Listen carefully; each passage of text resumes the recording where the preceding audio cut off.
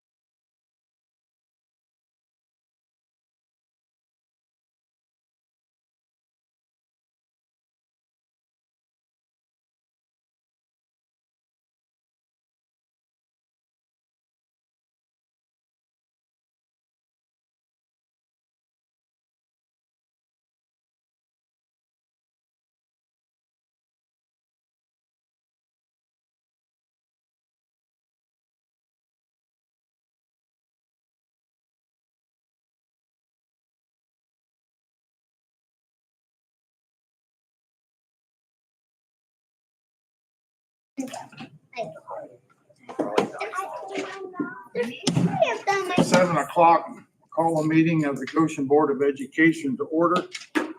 Mr. Schinkel, you call the roll. Mrs. Werke. Here. Mrs. Paprocki. Here. Mr. Herrera. Here. Mrs. Gray. Here. Mr. Benty. Here. Do I have a motion to approve the agenda? So moved. Second. Mr. Schinkel, you call the roll. Mrs. Werke. Yes. Mrs. Paprocki. Yes. Mr. Herrera. Yes. Mrs. Gray. Yes. Mr. Benty. Yes. At this time, we'll have a moment of silence.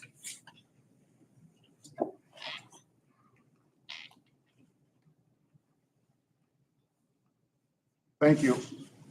Turn it over to Mrs. Stevens, who will lead us in the pledge.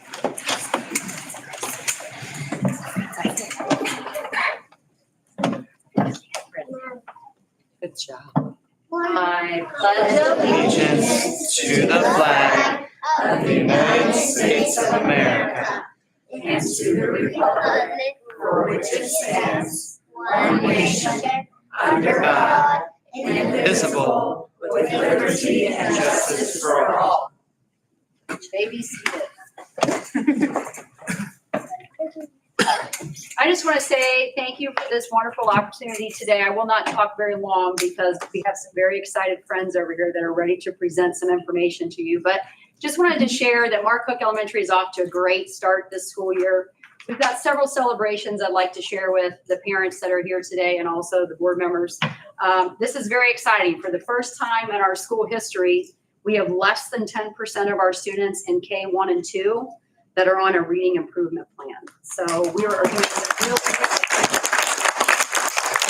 actually have 8% of our students, 17 kindergarten students, 12 first grade students, and 18 second grade students that are on reading improvement plans, which our target time and our MTSS process has really been working, and our RTI, which is our response intervention. We set a lot of things in place last year that we're continuing this year, and we're showing great gains in that. So our title classroom is very busy, serving 120 students. We have 204 students that are receiving enrichment during their target time with individual teachers. And we've had 4 students that have been dismissed from our very most intensive intervention, which we call Tier 3 services, due to meeting all of their benchmarks and scoring higher than 50th percentile on their MAP assessments, which is great news. We have currently 47 students right now that are receiving Tier 3, which means they're getting 70 minutes of small group reading instruction every single day, which is awesome because that is really what we want to do to try to get kids off of Tier 3 into Tier 2 instruction with the classroom teacher.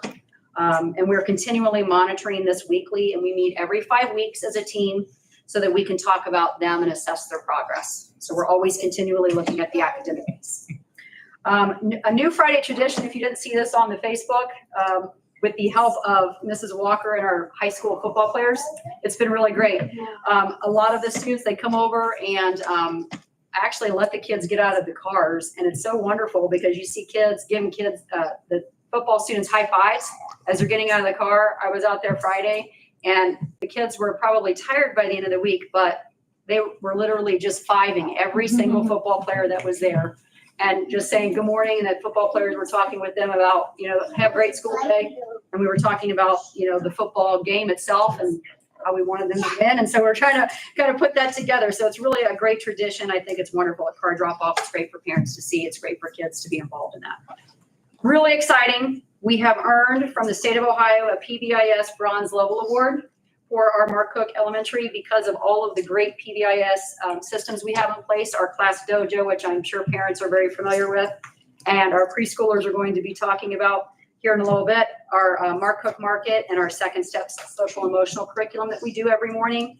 And the award is going to be presenting to our school, to Coach Stiles and myself in November. So we're very excited for that. We are aiming for silver next year. So as we put things into place, we get the bronze and then we work on the silver and then we get to the gold, hopefully. And so without further ado, I told you I wasn't going to talk very long. I'm very excited to see my friends here tonight. I am pleased to introduce Mr. Larson, our preschool director, and Lisa Burns, our preschool full day classroom teacher, to discuss what PBIS looks like at the preschool level. Sure. All right. be prepared for the cutest presentation ever. So once again, I am Zach Larson. I am the preschool director. I'm going to stand over here. I'm really excited to be presenting tonight, especially because I have a whole bunch of friends here. And I do like how Ms. Stevens mentioned the traditions that we're starting at Mark Cook, because it's really cool to see high schoolers who started their roots in preschool, because that's honestly one reason I'm so passionate about preschool and being the director, is because that is really where their education starts here at Goshen. So we definitely can't forget that. Mrs. Burns and the other preschool teachers are setting up such an important key piece of their education. And it's so exciting to see them excited to come to school every day because of our amazing teachers. And also, we have 2 aides here today, and they go above and beyond every single day. I mean, they don't have to be here. They're here because they love your kids. They love our kids here. So before I introduce and invite everyone up here, really quick, I know we kind of went over some of this, but our Mark Cook Preschool is actually a 5-star preschool program. So we are accredited. We went a very intensive process. I say we, this is my first year. I didn't do anything. Actually, Mrs. Stevens I could take credit for it. You're welcome. Mrs. Stevens was our preschool director for 8 years before she got her promotion. Her, alongside all of our amazing staff, they're the ones that really did this. We are a 5-star program. We got that award from the Ohio Department of Education. Basically, all the fun stuff that is up there means that we spent countless hours making sure that our staff was trained properly, that our facilities were up to par, and that we are truly teaching quality stuff for your kids. So they are getting an amazing education here at our 5-star preschool. So that's all what that says, basically. And that really goes to 3 people here in the room tonight that are making this happen, or Mrs. Stevens can take a lot of credit for it. But I'd like to introduce Miss Lisa Burns, Miss Kelly Doan, and Miss Yvonne Shimura. These 3 are... Before I know that all the cuteness, before all that comes up, I really want to highlight these 3 individuals. They are your full day preschool program leaders. They are amazing individuals, not only just teachers and educators, but just people. They are some of the best people you'll ever meet. So at Mark Cook, we have PBIS. You already heard that we are awarded bronze, and pretty much like the warrior spirit of Goshen, we're not happy with just bronze. We're going to get silver, and then we're going to get gold, and they'll probably have to make another award for us because we're going to get it. So we're working really, really hard. And some of you might be thinking kind of, what is PBIS? So I put it up there. I realized that the pictures are kind of small. But PBIS stands for Positive Behavior Intervention and Support. We believe that we need to be proactive as a school and as a district to make sure that we catch behaviors and we positively change those behaviors. And so Ms. Stevens talked about the Mark Cook Market. She talked about Dojo, which all parents probably are very well aware of Dojo. But basically, students can get points and get awards and other things for doing those positive behaviors. It really just rewards them for those. And then hopefully, eventually, it's that intrinsic piece where they just want to do something kind because they want to be a kind person. And that's what we're really starting to teach the preschoolers and beyond. And then really the other part, the really small picture up there, basically PBIS has 3 tiers. And really the biggest thing to take away from that is we are going to do PBIS with the entire group. Sometimes just by education, it doesn't always work for everyone. Education is not a one size fits all. And so we have tier 2 and tier 3 for students and kiddos that need a little bit extra support. And so we have a great system in place. And we realize, I keep on saying we, that the certain PBIS pieces like the Dojo and things like that wasn't always, well, I'll back up. We like with tier 2 and tier 3, we know that sometimes certain kiddos need different supports. Our preschoolers need different supports. And that's okay. And so Miss Burns and her team created a support that works for them that starts teaching students how to be respectful, responsible, and safe, which is our 3 pillars. It teaches those ideas, and that what she's installed helps them with PBIS. And then when they go into kindergarten, they're ready for dojo. They're ready for all these amazing supports that we have in place. So before I get to that though, you know, we were thinking that if we were in a classroom right now, this would be a great time for a brain break, because just like students, I'm sure adults, you know, you listen for only so long. My attention span is like a goldfish. I already forgot what I was talking about. And so I need a brain break. And so preschoolers, can you come up here and help us with something? So what Mr. Larson is encouraging or talking about is it goes in just maximize the structure and expectations and rules and student engagement. Preschoolers, as you could tell, can't sit down and sit still that long. So we do, especially rainy days, snowy days, things like that, we do a lot of brain breaks to get up and have that freedom to move around, but it's structured freedom. So are you guys gonna help me? And before Are I you start ready? this video, Can you see it? can you guys see? There's also, yeah. Yeah. Actually, you know what? I think your parents are going to see. Do you want to face that screen over or there? that one How over about there. this? Let's stand right here. We're going to stand in a line right here. You can And we're going to the face back that one. screen. There you go. In a nice straight line. Can I stay? And so sometimes when parents who don't know a lot about the PBIS program, when you see something like a brain break or mindful music, sometimes when I first started hearing about PBIS, it's almost counterintuitive. Like, why are we taking all these breaks? Studies show, and that's why we do PBIS, that when you take a break like this, it actually increases productivity because they got to take a break for 2 minutes instead of, you know, tapping on their chair or being distracted for 20 minutes. So these brain breaks are amazing. Plus, they're super fun. So all of you, if you want to Are stand up and welcome to dance join with us. them, board members, we wouldn't say no. Yeah, there's a volunteer. All right. So this one is called Milkshake. It's one of our favorites, isn't it? Ready? Repeat after me. Oh, a milkshake. Can you see it? Step over here. Mozzarella pizza. Ready? All the eggs are broken. Spread out a little bit. That was really Yeah. My carpet's usually a chaos by now. Ready? Ready? Oh, a milkshake. Sticky waffle.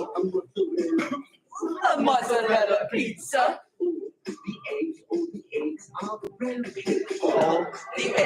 the eggs are broken. That was really nothing. Come on. We can do it quiet. A milkshake. A milkshake. Sticky waffle. A sticky waffle. A mozzarella pizza. A mozzarella pizza. All the eggs are broken. Flop on them. All the eggs are broken. That was really nothing. That was really nothing. We can do it louder. We can do it louder. A milkshake. A sticky waffle.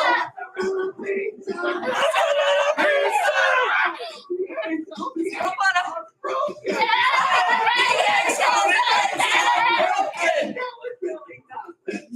Really nothing. Cyrus, this is your favorite.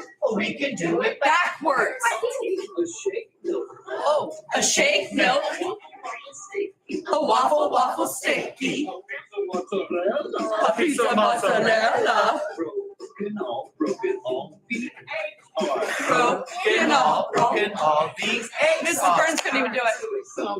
That was really something. We are really awesome. We got really awesome.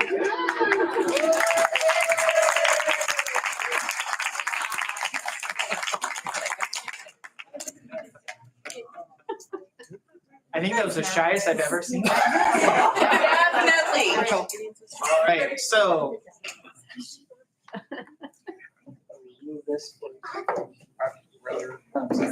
Go back one more. All right, so we talk about being respectful, responsible, and safe in the classroom, and it looks different in our room. There are some very specific things we talk about, like not crawling up the slide, walking in the classroom. We had a really nice goose egg last week. Lots of little things, and they drew some pictures about these things. So I have Lainey drew a picture of being respectful. Lainey, what did you draw a picture of? Just tell me real quick. Sitting at the carpet. Is that what it was? Sitting at the carpet, and I enlarged them on the screen. Just hold it for me for a minute, so I don't give it to you again. Jackson, what did you draw a picture of? Lining up nicely. Gavin, what did you draw a picture of? Do you remember? Say crisscross.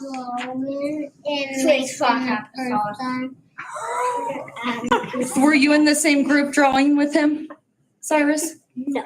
What did you? Well, how did you know what he drew? And I did. Because you did? Okay, Cyrus, what did you draw? I got them right hand. Washing your hands? Raising your Raising your, oh, that's perfect. Oh, I like that. Angel didn't make it this evening. And John, what did you draw? You can take it. A superhero? What was the superhero doing that was respectful? Which one did you have? Safe. Oh, well, he was probably saving someone, wasn't he? He was trying to get that guy. He was getting that guy and saving us from him. He heard the word safe. Yes. And Miss Harper. Do you remember? You drew you and Avery playing nicely outside. So I blew them up because I knew they might get a little shy when I put them on the spot, but they're up there. Excuse me, each one of them, each group of students came up and had a different, we did respectful, responsible, safe. And they did a really good job on some of the other things we've talked about and then the different areas. And everyone in the class actually did it, and we're gonna hang these in the hall next week.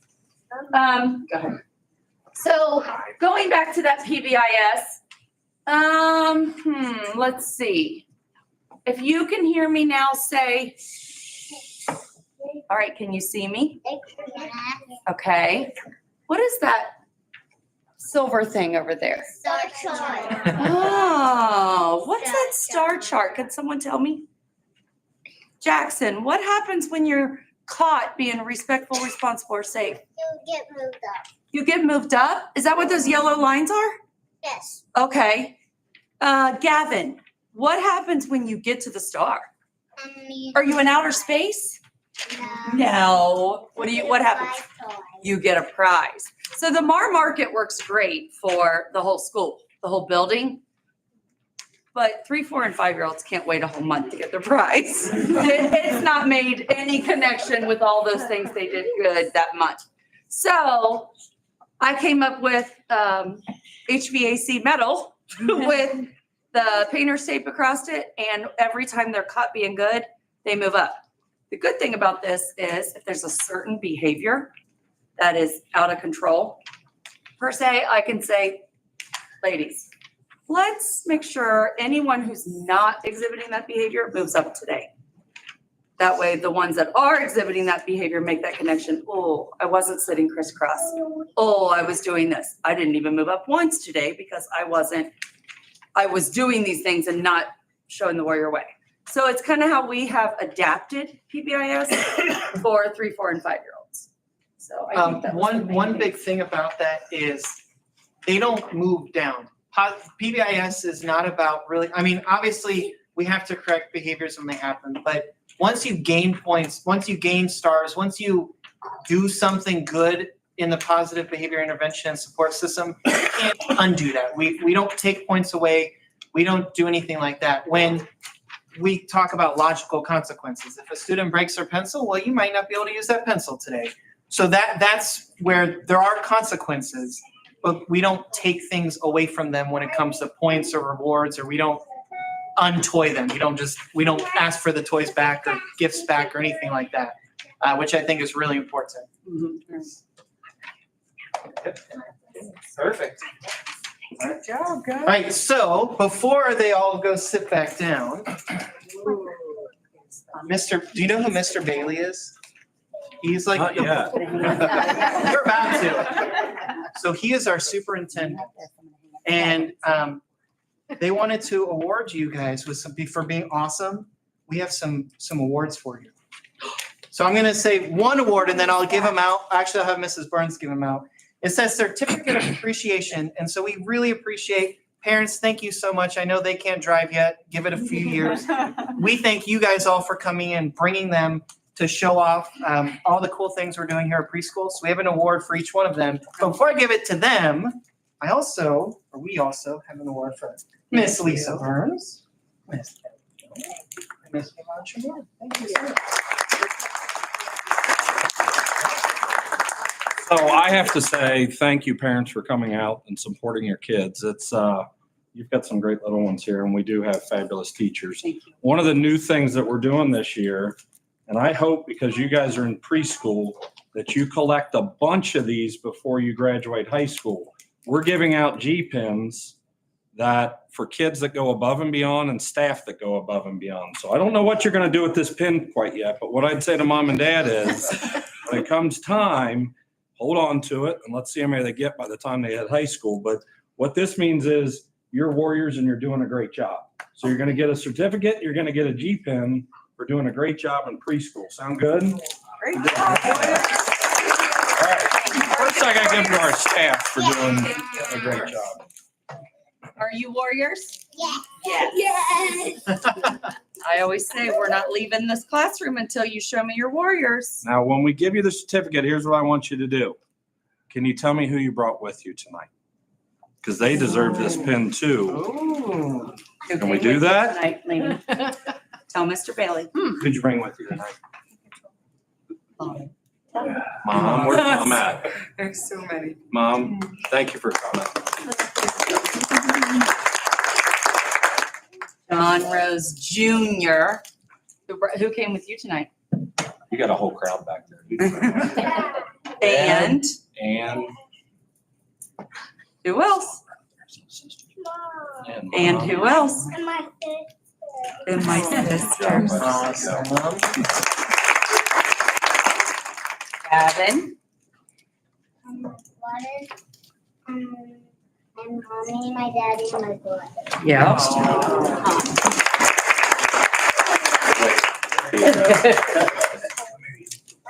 All right. Cyrus Shaw. Who came with you tonight? My sister. Who else? My dad. And who else? Who else is here that is in your family? Who is that? Granny. Grammy. And who else? You forgot. Mimi. And Mimi. You still forgot someone.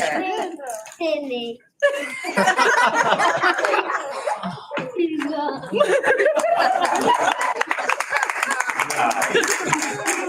She's expected to be there, so. All right. Miss Harper, who came with you tonight?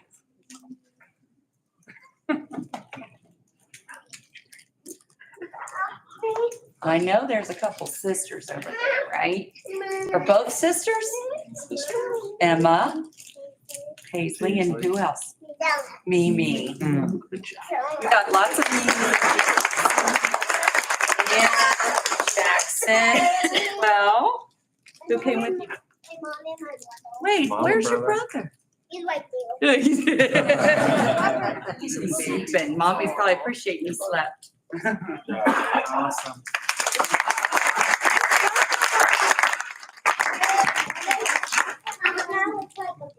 Jackson. Hey. Yeah, hold up your certificate in front of you. Oh, yeah. I Parents. forgot two of the most important. You guys are doing a great job. Thank you. Yay. All right, guys, look over here. All certificates up. Oh, Cyrus dropped yours, babe. Upside down. Rotate it. Hey, that's all about preschool. We got this. All right, ready? 3, Smile. 2, 1. There you go. You got it? Stand in front of everybody. Thanks, guys. All right. Thank you guys so much for letting us share and present. And parents, we are welcome to go. I don't think they're gonna yield the floor, so. Yeah, I mean, Same. yeah, stay there all You have a brain break for them halfway through this? I should have put another one in there. It's still in there. The link's in there. Rewind, go back. Hey, we even gave you the trailer to it. It's fine. Would you like to give hugs and show gratitude to your teachers and say goodbye? Thank you guys so much. Parents, can you email me any pictures, please?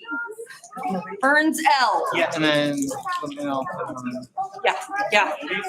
Thank you, guys. Good job, I guys. actually told Mr. Larson I was gonna make. I saw I knew you would. I knew you would. My brain break like that. Mr. Herrera had surgery, so yeah, that'd be nice. Yeah, I'm under medical restriction. As needed. Yeah, that's how that works. Thank you guys so much.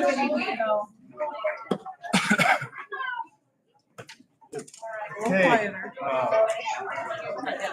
Sure thing. I just said to Mr. Billy, thanks for setting up for failure. How am I supposed to follow that? Every time. Get up and do a little dance or do something for you. Play the milkshake video. Okay, we'll do that later.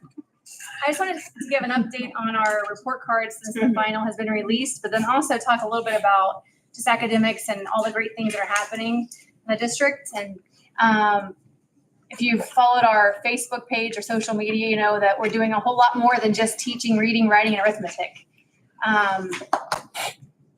Our students are well-rounded, and I think tonight shows you that part of what we focus on too is kind of what's in their best interest. Brain breaks. That's not something that we did when I was in school.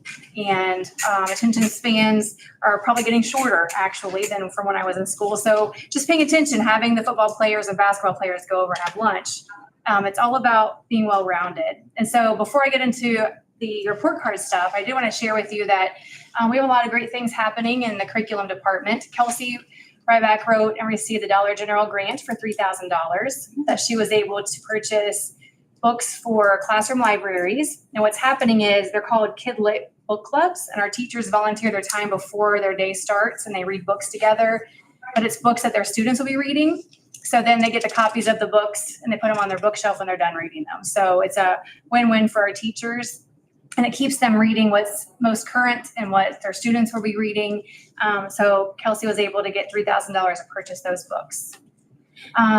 We're also the recipients of a grant from ODE that's going to pay for us to have 60 tutoring seats in a group called Catapult Learning West. I think I wrote that at the beginning or in July, and we just found out that we were awarded those seats.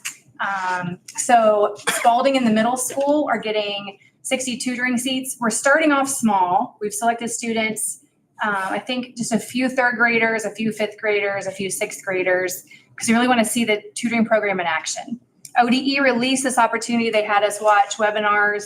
I think there were 6 different vendors that they had pre-selected, and then we could pick one of them. And we picked Catapult Learning West because tutors actually come here physically. A lot of the other choices were online, and I just did not feel that is best for really any of our students, but especially 3 through 8th grade. Doing online tutoring to me over a distance probably is not going to make a whole lot of connections with our kids. So they hire the tutors, they come to our school and they do the tutoring of the students for 30 minutes, 5 days a week. So very excited that we got that grant.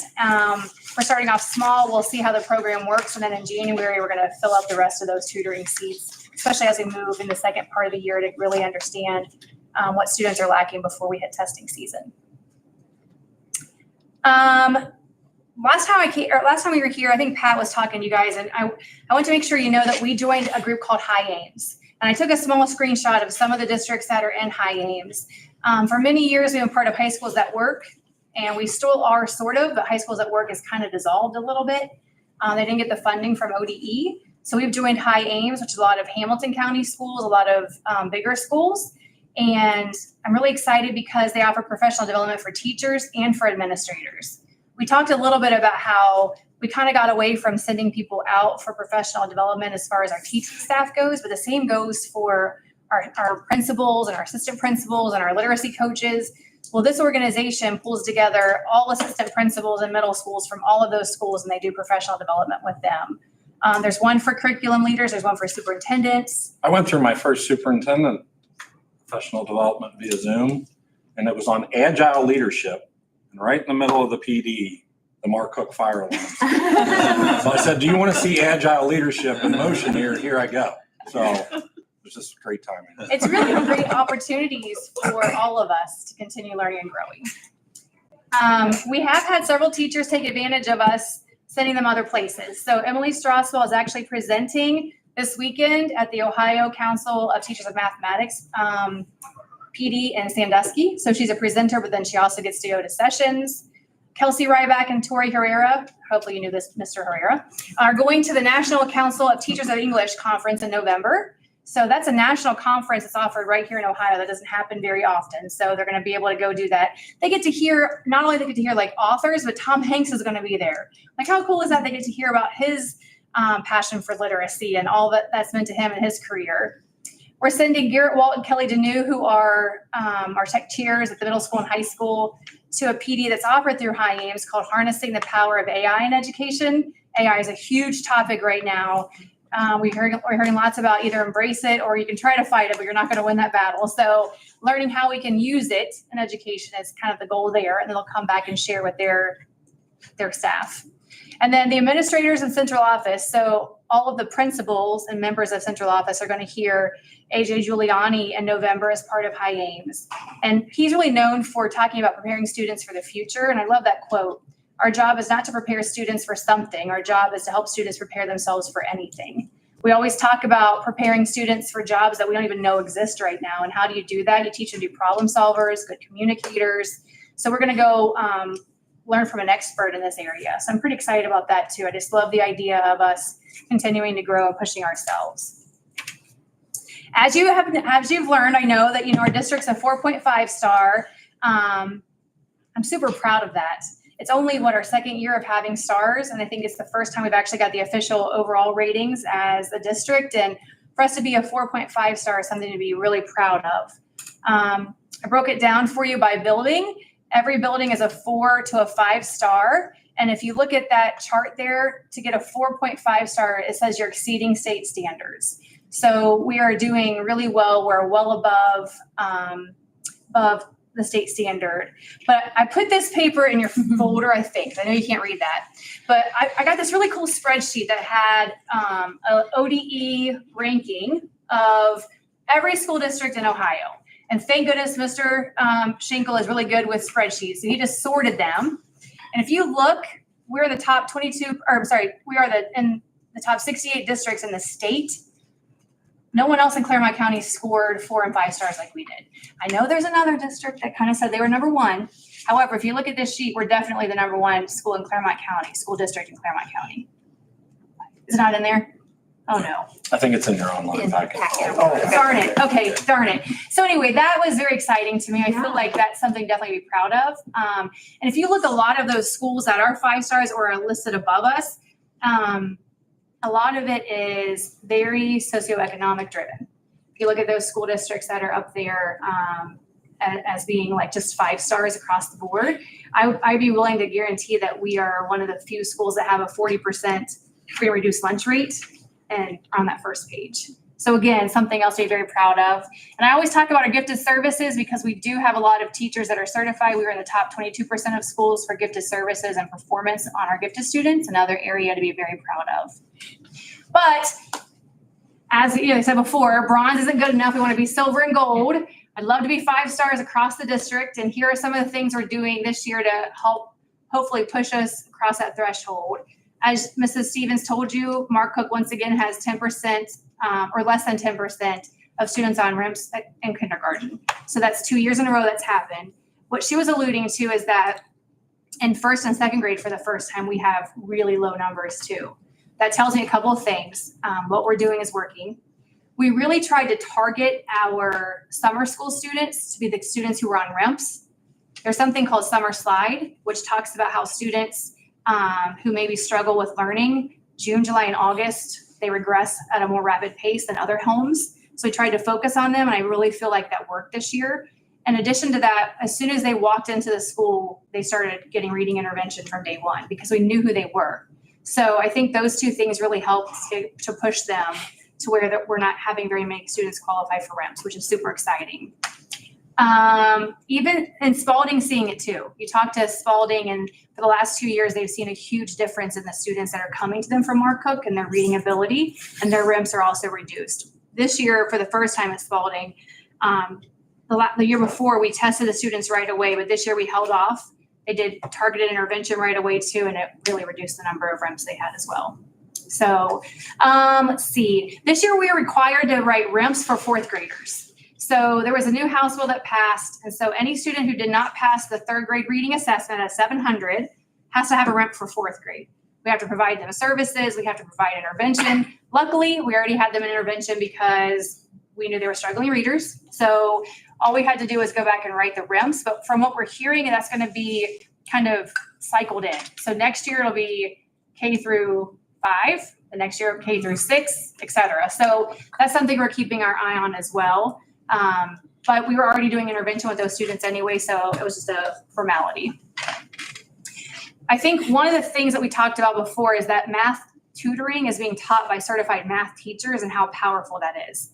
It is much easier for me to find people that can do reading intervention than someone who can do intervention for high school math. Even middle school math, that's really difficult. So we've taken our certified teachers. There's one at Spalding, there's one at the middle school, and our high school math teachers do a bell of their own intervention. So it paid off at Spalding last year, and you saw it pay off in high school with their data. So this is our first year doing that at the middle school. So I think you're going to see improvement in math scores there as well.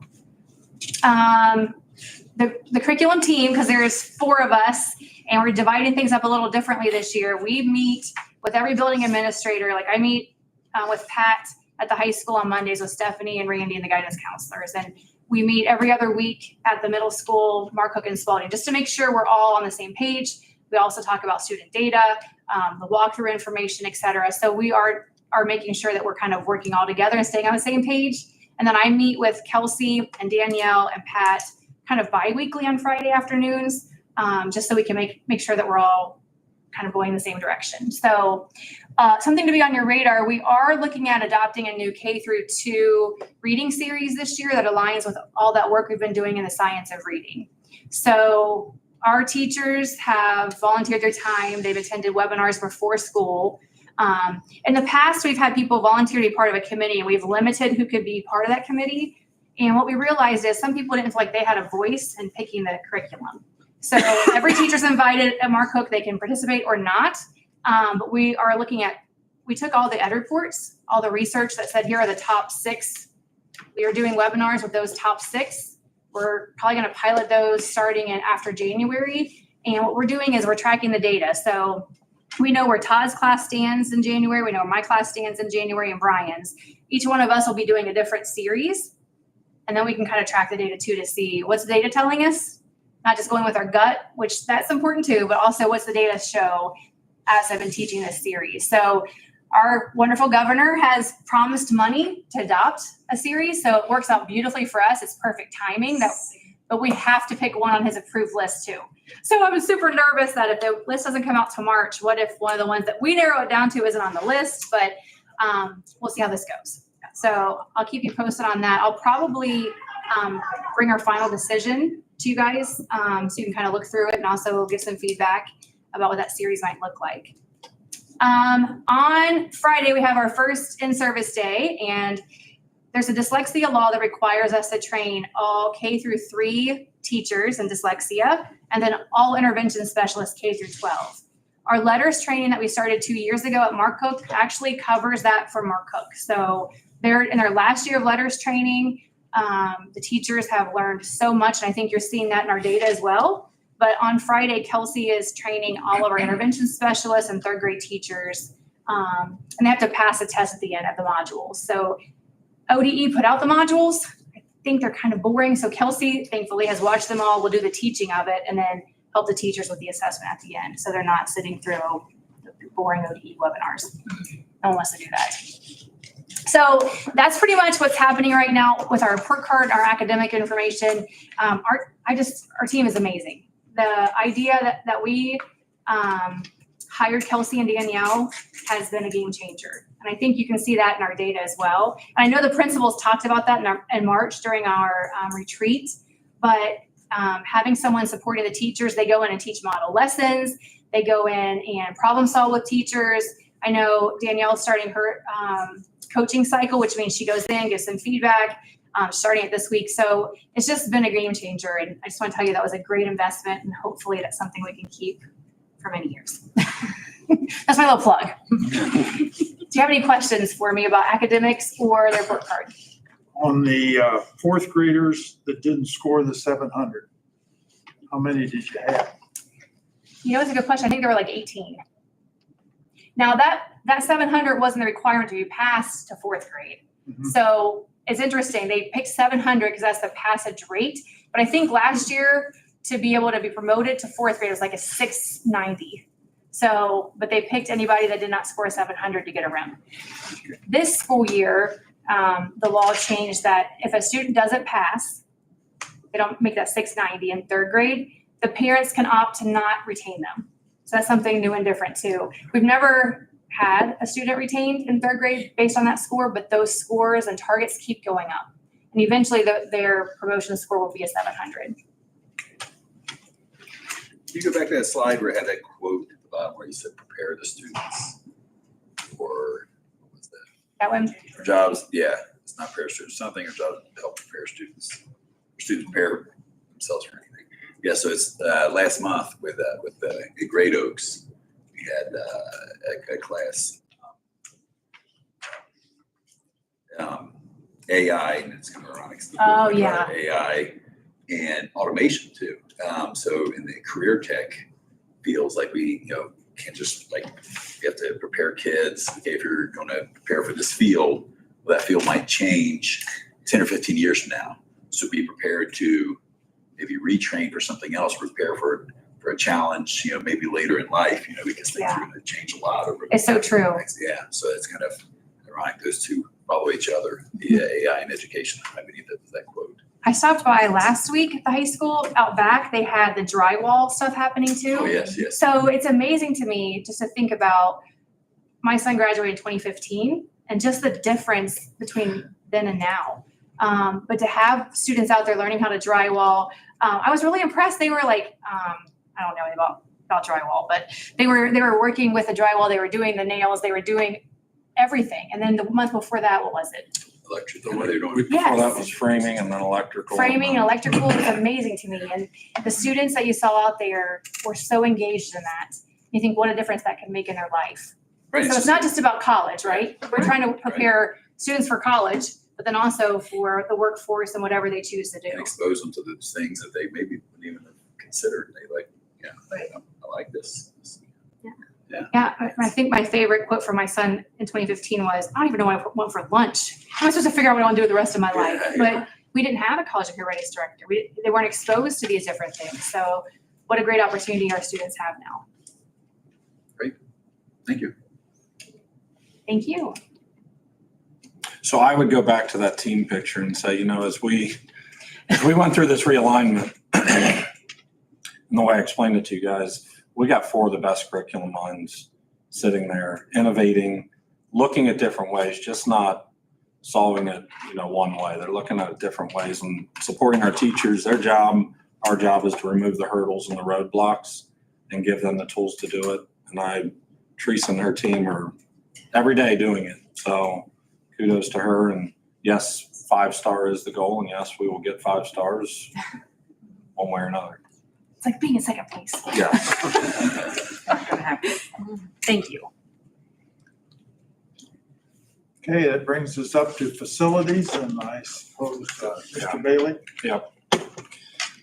So I'm just going to take you guys through our meeting that we had with the facilities committee, all the pieces we covered. I'm going to try to take you through the ever-changing landscape of Ohio and funding and property taxes, and with the end goal, that we're in this for one reason, and we know that we have a space issue. We know that we have a growth issue. So as I take you through this, I just want you to be aware what we shared with them and then the input that we got back from that facilities committee, just to make sure that we're all on the same page. So as I met with them, and I'm not going to go through the beginning part, Troy took some time on tornado relief and safety. Todd took some time on campus updates that we do yearly. And then we really got into our facilities growth.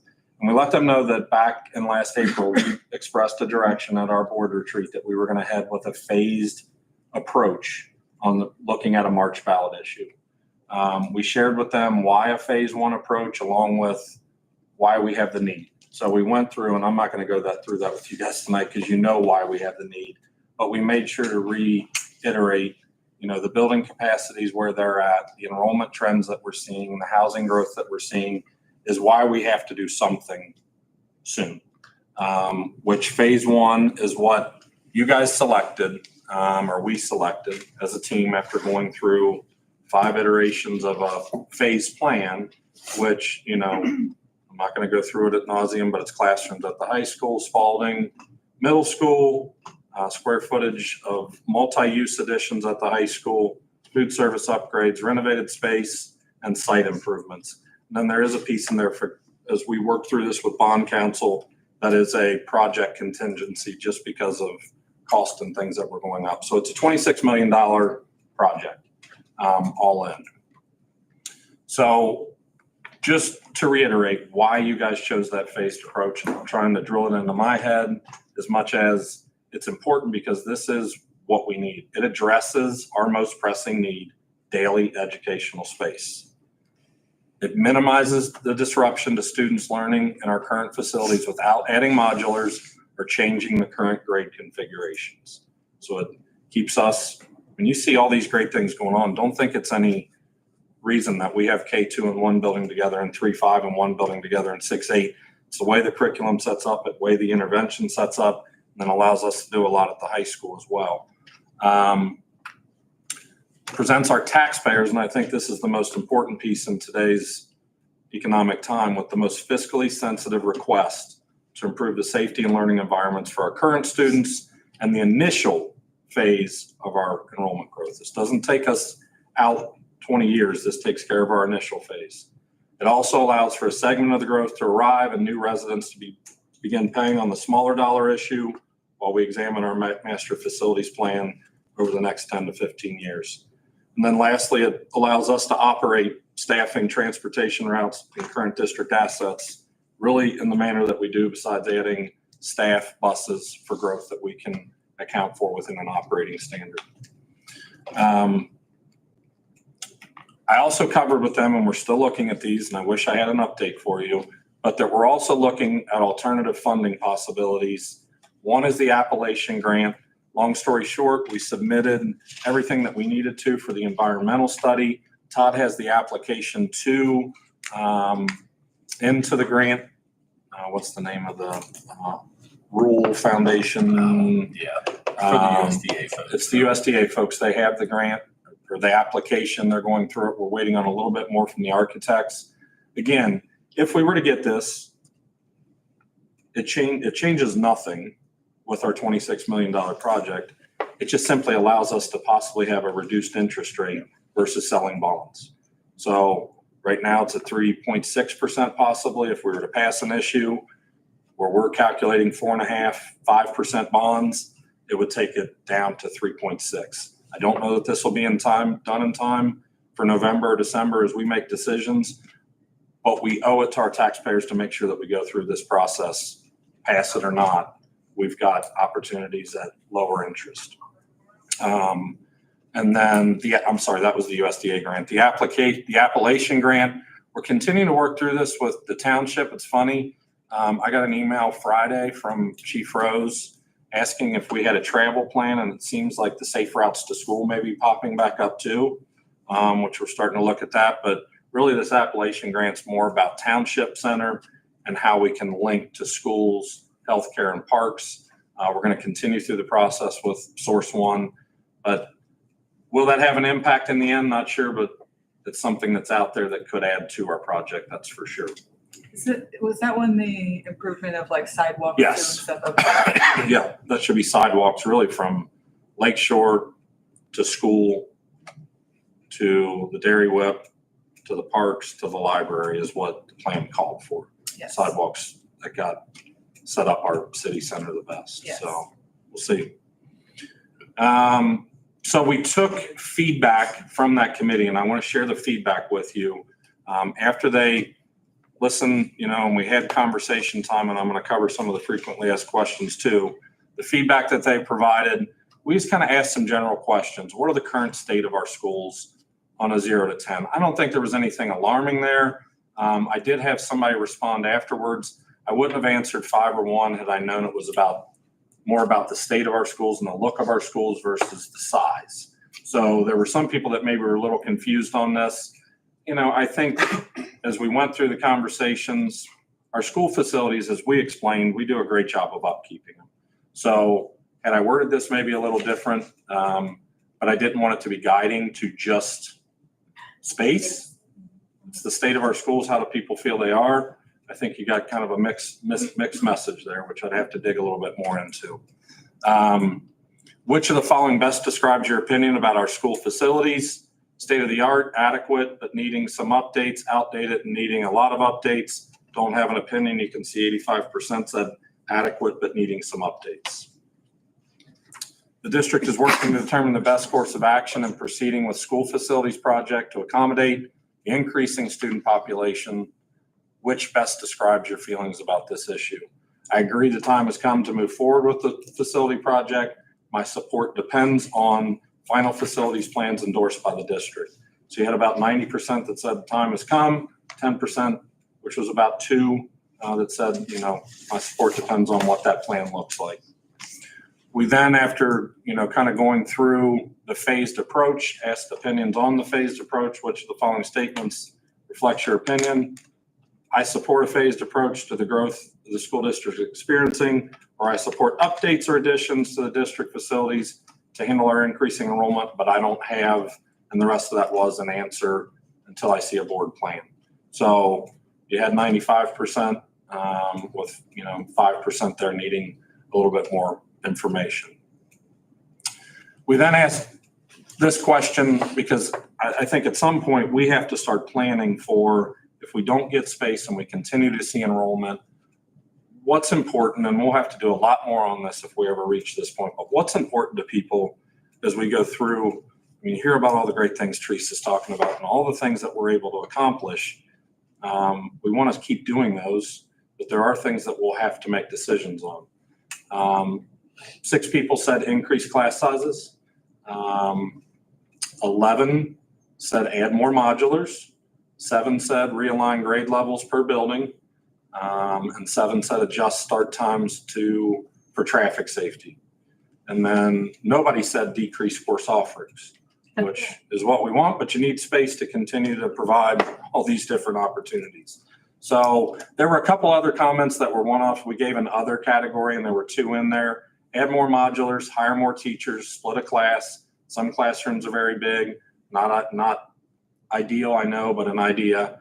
And then add more modulars. No way we can ask our teachers to take on more kids at once, especially our elementary teachers. Adjusting start times is hard to do.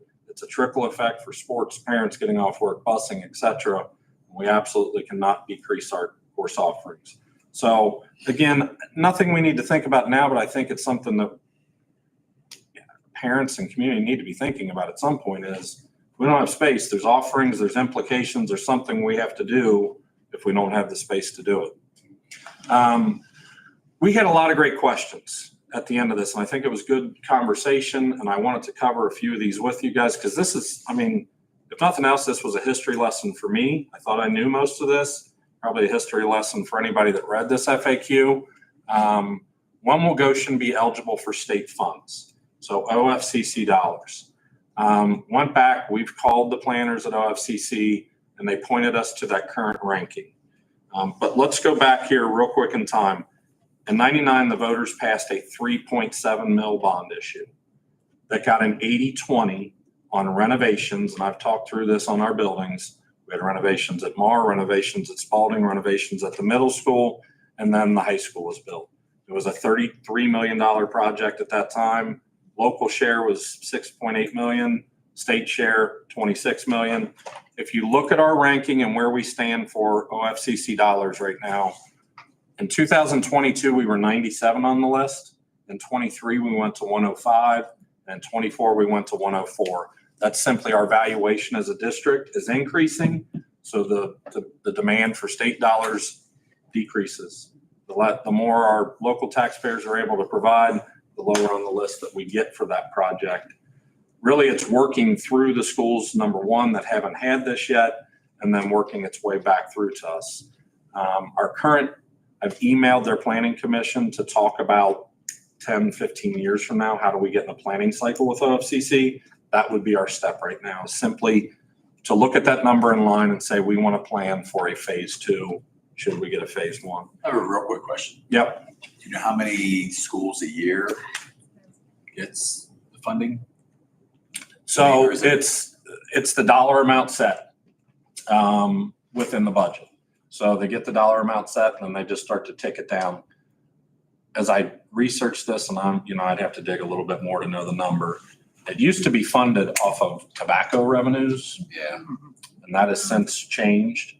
You got to remember that this money is also for public universities, not just public schools. So there's a lot of that OFCC that, what that chunk is and what they allot to K-12, what they allot to public universities and so forth.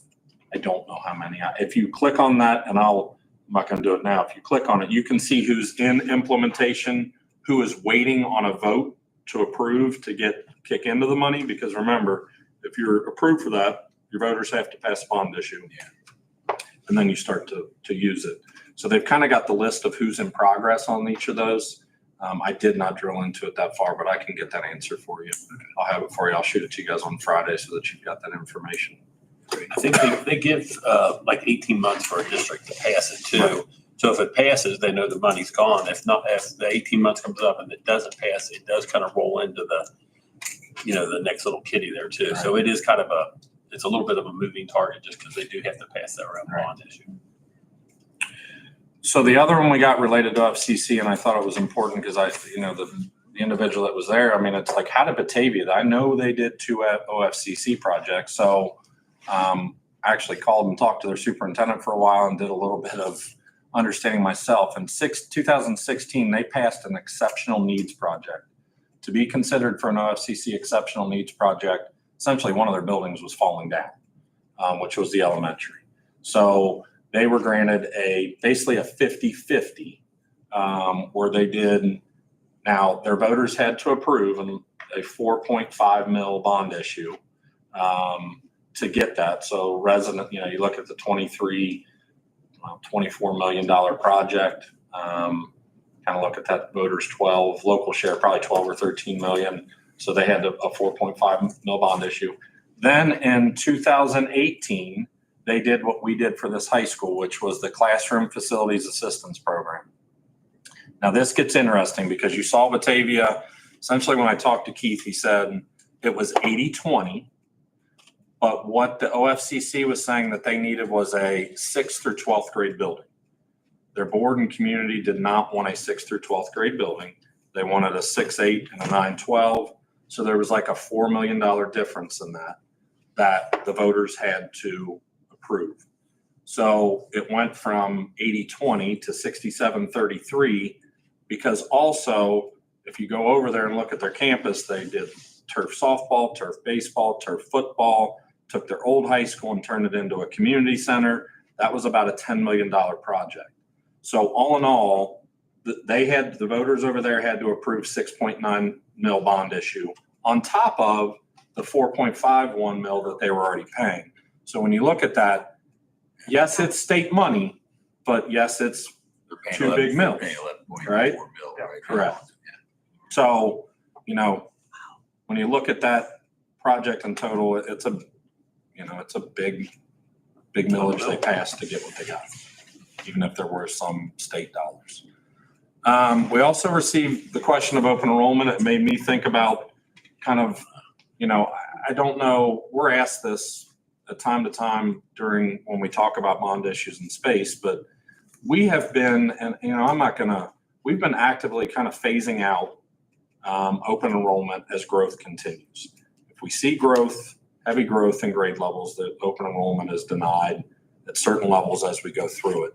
So we've denied open enrollment of 35 students this year, 15 last year. The big one that points to me is, and I always hear this, we're going to get in your district. I just got to find a house.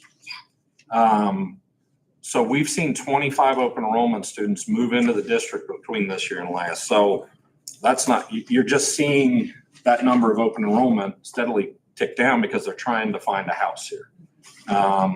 And then there's another, there's a piece of this that we've got 83 students of staff who are considered open enrollment.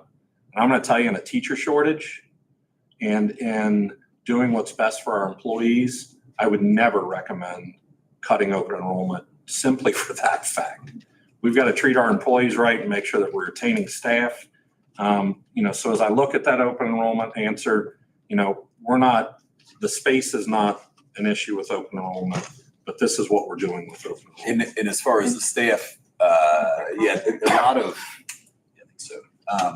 lot of districts don't have open enrollment that do have that for their staff as well. There's plenty of districts that do. Yes. And in their contract Isn't as it well, part of right? their contract? It is. Yeah, I mean, that's. Well, you could negotiate that out, but I would not, to me, it's counterproductive to what you're trying to do for employees and making sure that you have their needs met as well as, That's one of the reasons why we're considered a top employer. yes. Yeah. So, it's obviously it's a point of contention at times, but, in the end, we will continue to phase this out as our growth continues. And, eventually I'm sure it will be a smaller amount than it currently sits at. Each year it ticks down because they move in and we graduate. So that's the answer to that. Age of the buildings came up as I went through that. Troy's got an RFI out and he was trying to get it wrapped up with all the school districts about, I just said, ask each district what is their oldest building and what's their newest building. And he's got that, but it wasn't in time, wasn't completely compiled. But what he was able to compile from that is in the last 5 to 10 years, those districts all have new buildings close to us. I mean, there's some of these answers in the group that we're in that are a little further out, but all those schools have new building projects within the last 5 to 10 years. So, which Hold on, brings, Brian. yes, You did say, though, the students who are here are grandfathered in. yes. Yeah, okay. Yes. Yeah. As we phase out, we're not really by law, we can't tell our students they're not at times allowed for that side. So, Yeah. Unless they do something that breaks open enrollment rules Right. and I regulations. just want to verify for people to know. Right. So the other question was, and this is going to lead into a whole nother piece, and I'm going to try to cover this 50,000 foot because that's about where it's at right now. Will we get additional dollars from property reevaluation? Short answer is yes. We'll receive additional funds from property taxes to operate schools, not add space. Compared to others, here are the effective millage rates in Claremont County, and I'm going to kind of go through this a little bit. We're going to discuss this in some more detail in the slides to come. But yes, anytime you have reevaluation and property taxes go up, schools, police, fire, library, roads, parks, anybody that's got voted levies or millage out there do get increased dollars on those, or it decreases the levy amount if it is a phase out. Like if we had a bond issue on, yes, we would get more money, but it would pay it down faster, if that makes sense. So there are some that are there. And I'm going to talk through this. This is what we're monitoring right now. I think my friends over the weekend were tired of hearing me talk about this because I'm trying to talk to them just as like residents, like talk to me about this, listen to me so that I can pick up on what, I sit and read this and it's like, I educate myself on it. But as a homeowner, you're just getting one shot, one crack, one look at this. Somebody says on Facebook, did you know my house value went up this much? That means my taxes are going up that much. And it's true. School funding is impossible to figure out. It really is. But what we want to try to be as transparent with this piece as we can. We are monitoring the 3-year reeval, which includes House Bill 187, Senate Bill 153. And I've given you guys a letter, and I'm going to kind of hit the cliff notes of it here on all these sections that we're going to send to lawmakers, because there is some catastrophic pieces that they're looking at and changing school funding that would drill us and drill a lot of school districts, hurt a lot of school districts. So Todd kind of put this together. The valuation as it stands, Goshen was at 321 million and some change. Yeah, so that was our valuation last year that we used for this year was 321 million. This increase, and I can just tell you around the state, it's all off market value on which is sales. And I think everyone knows if the house goes up for sale in Goshen, everyone was jumping on it. So the price went up, substantially. And you look at that, I mean, to go up to 426 million, I mean, is just like unprecedented. I mean, this is a huge number. And so what is happening is we're at the 20 mil floor. So we, by law, collect 20 mils. And that's, I'm sure you guys have heard that phrase, or if not, every school at least collects that. So when the valuation comes up, it's not, I mean, you're paying that tax like you got to pay it. Whereas if we did have a bond issue and the valuation went up, then the millage would drop. We're still, you would collect $1 million a year, so that number wouldn't change. And so there is legislation out there, and I don't want to steal all the thunder here, but, with the House bill and the Senate bill that's going to be, putting out there, they're trying to come up with a different way of, instead of here's, your huge increase of 40%, phase it in. And when they're phasing in, they're looking at one, valuation, and two, they're also looking at the millage. So that, I mean, is significant, So we put those two numbers there because when we began talking about bond issue, the 321 million is what a mill generated that. You just basically divide that by 1,000. So basically there, a mill gets you 321,000.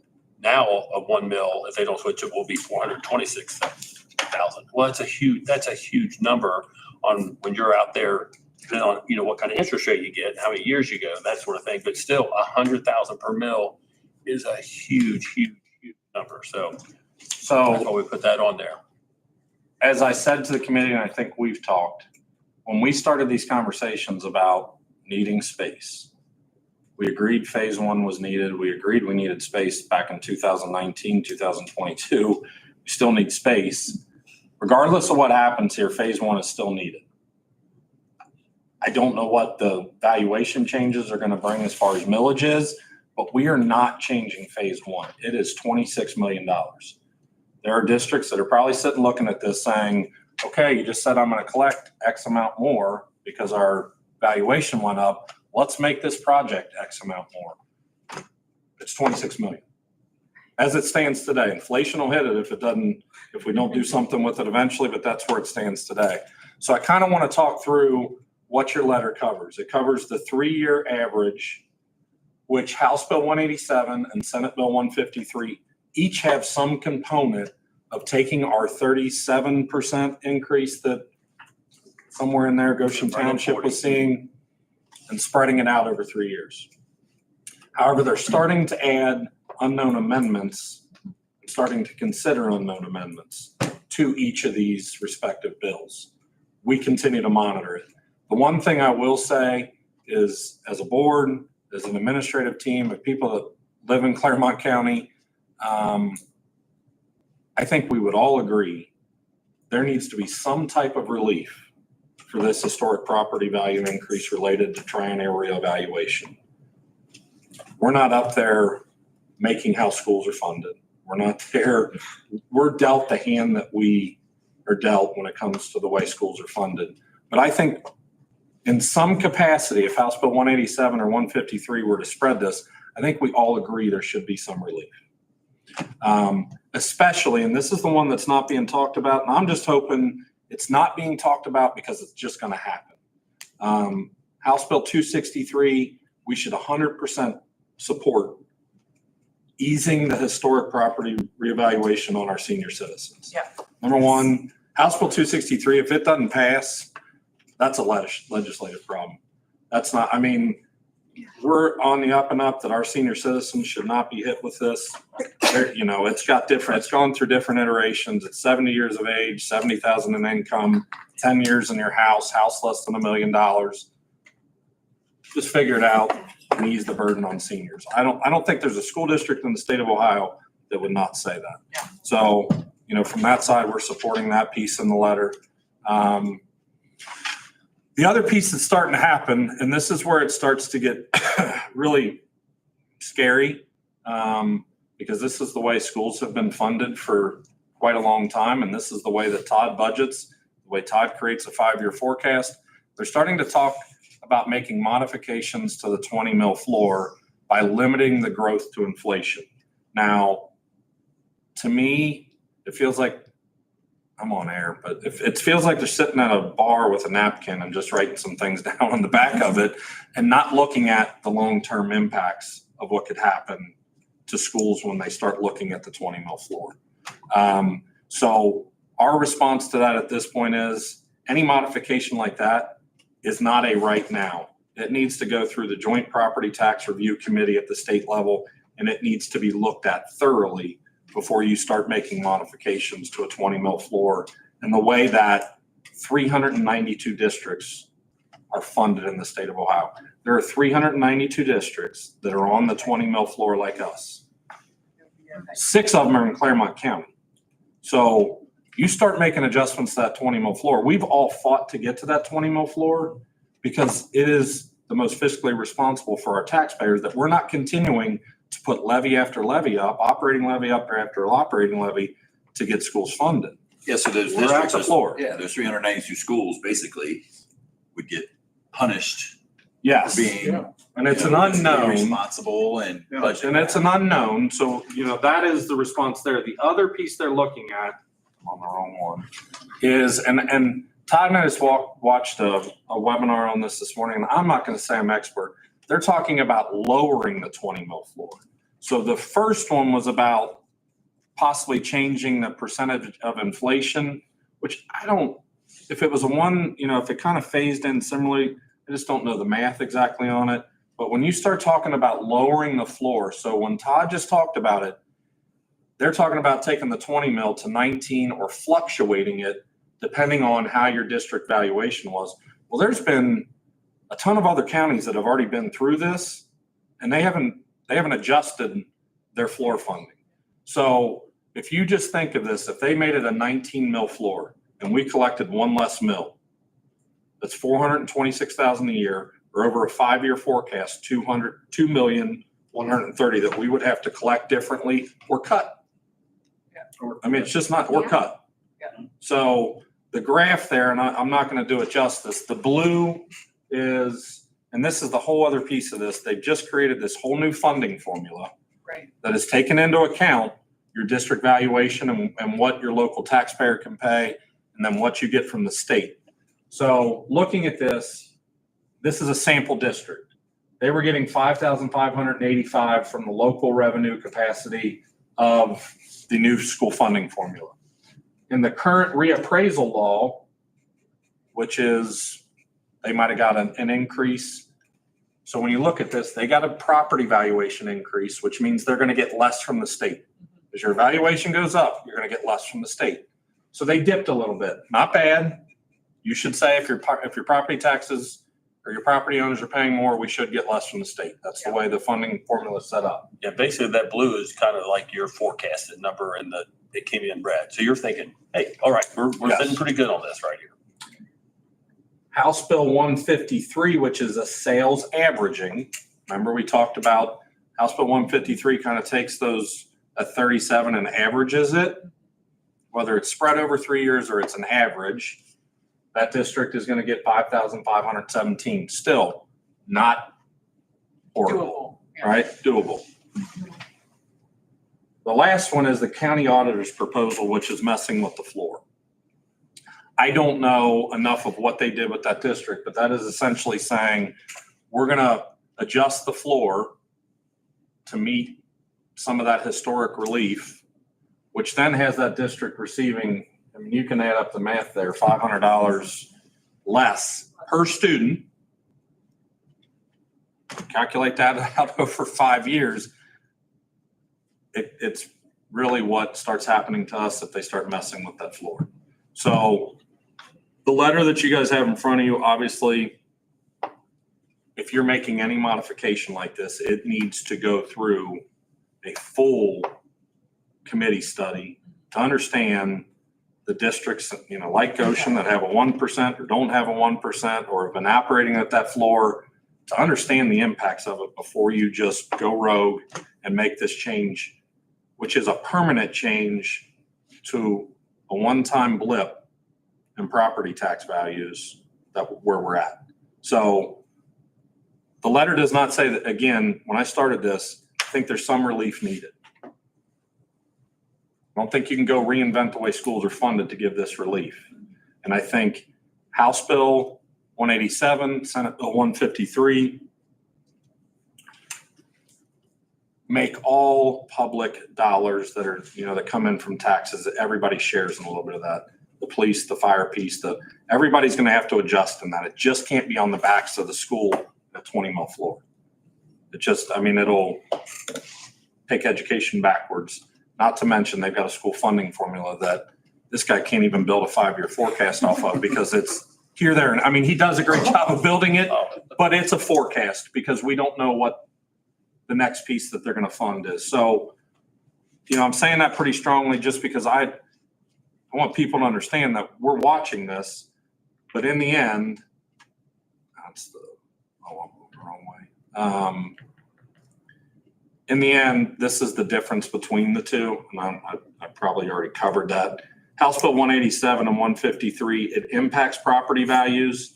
The Auditors Association, when they start talking about the floor, impacts tax rates. That's a big difference between property values and tax rates. The other side of it is it slows the valuation increases. This establishes an annual revenue cap. So like if it was 30% and they phase it in, it's not going to be that. It's going to be a revenue cap of some sort of here's what you're getting, and we'll never catch back up to other districts that are getting levies, that are getting more dollars. So it impacts all levies, including non-school. That's that side that I said.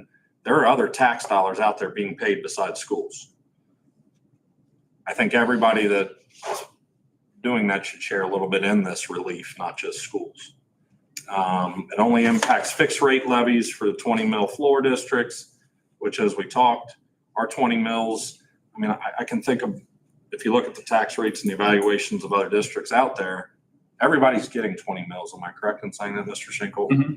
Yeah, everyone gets that. And then, the districts that run emergency levies, that don't count because you run that for like a specified time. So that's out there. But basically, like Mr. Bailey said, 309, almost 2/3 of the districts are on the floor. I have a question about that. Are we partnering with other schools and sharing? So right now, the goal that I talked to West Claremont, I talked to the other 6 schools that are on the floor. Okay. We're hoping to have a joint meeting with Senator Johnson. Okay. And Representative Schmidt and possibly Representative Adam Byrd. We're trying. Okay. But the letters will go out as well. But we're trying to get a meeting together for Claremont County with them so that they can understand it's not just Goshen. It's West Claremont. So we're encouraging them to send letters too. Yeah, Yes. the entire state's encouraging to send letters, but yeah. Well, I know Yes, in the we're trying past to do a we've joint. partnered. Yes, yeah.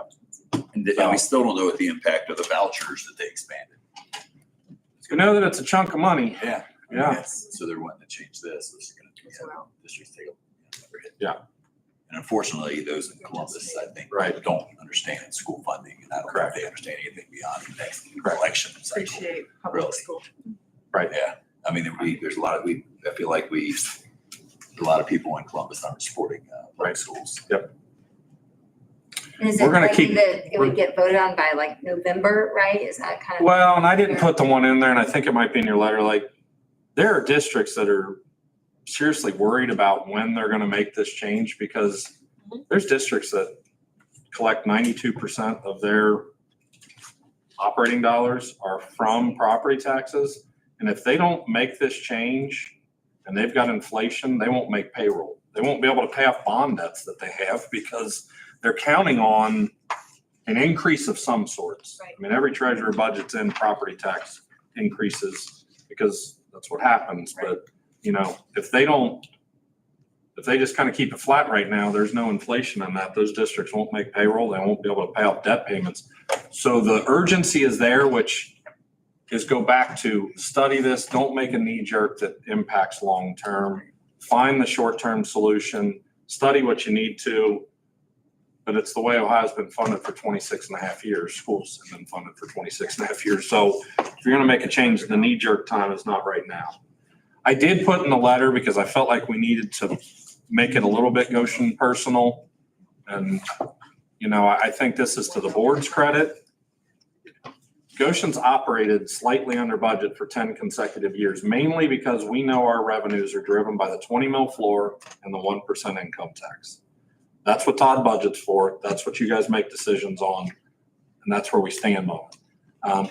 We're conservative with it. I mean, we have to be because it's the 1% which fluctuates and it's property taxes, which we account for an increase in and plan for it. You know, district just currently got rated AA3 by Moody's Investors, which means, you know, as we hit bonds and the opportunity, we're rated highly so we can go out and get the best interest rate and get the best opportunities there. Yeah, it's basically your credit, your Yes. credit score, and we got a good one there, and it is because we do have the income tax, and I mean, our cash balance is in good shape, so that's why it's a really good rating. I mean, we're definitely on the upper end on for school districts. But it really comes down to, we can't let them, we hope they don't mess with the 20 mil floor. Yes, that is our main, I mean, because there's, like I said, 392 schools there. I mean, the impact is, it's so hard to determine because everyone gets revaled on every 3 years. I'm saying this wrong. Each year, there's a different group of counties getting revaled. So like next year, there's going to be another revaluation. And the next year, there's going to be another revaluation. So when they're going through and they're calculating what's going to happen to these districts on the 20 mil floor, it's changing in that. And then the new funding formula, we're in the third year of 6, and it's tied into what is your local, what do you get locally? Well, this will really throw a big wrench into that formula. And, you know, when Brian was talking today, I mean, there was 109 other school districts on this webinar, and with this forecast 5, the guy is amazing. And he is still trying to throw a dart at the board, trying to figure out what is this impact, because this is just unreal that it happened so quickly. I mean, Brian was at a training, and next thing you know, they're saying, man, we have to look at this, and like right away and get a hold of your legislature. So this is this is a huge, huge deal right here. I mean, on this, I can't even believe it's really happening. I mean, it's that kind of crazy. So we're going to continue to advocate. We'll send the letter. I mean, again, we put some of Goshen specific stuff in there because, if you look at it, districts always ask. We have not had an operating levy since 1976. We've got the 1990 or 89 1%. And as I said, we budget on the floor and the 1%, and then obviously state and federal aid that we get. But our revenues, we know where it's at, and those are the ones that we budget on. So again, if they're going to make any long-term changes, they just need to, hopefully the letter explains that, and we'll send that off. So 609 school districts in Ohio, is that right? Yeah, 392 are on the So floor. 2/3 of the And they districts are said, 20 mil floor. yeah, and they said there were probably another, I can't remember that. Like, what number did Ernie use that are really close to having bonds paid off that get them back down to the floor? Because that's the goal. Right. You want Yeah. taxpayers paying the least they can. Yeah. And get more from the state dollar, but Again, like you said, that'll affect emergency services.